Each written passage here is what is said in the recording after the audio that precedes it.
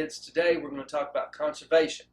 So the individual that we're going to have a story about today is Mary Bethune.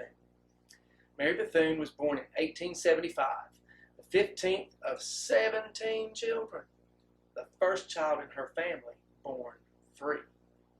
As a child, she longed to learn how to read.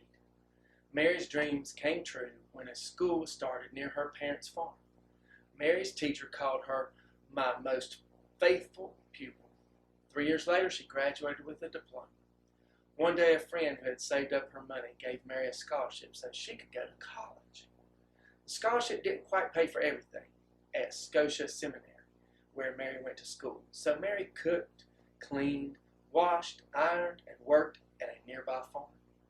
Mary spent less on herself and saved every penny she could to pay her school bills.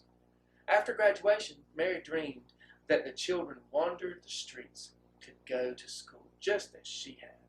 However, Mary only had $1.50, and no one could start a school with such a small amount of money. Mary determined to try. She rented a rickety old house that she and the neighbors cleaned and painted to smell like new. Mary also baked pies to earn money, and she found old furniture and supplies she could fix and reuse. Children filled the little schoolhouse until there was no more room. So Mary dreamed bigger. She found some vacant land behind the school, but the landowner wanted $1,000. Mary kept bargaining until the man sold his land for $200.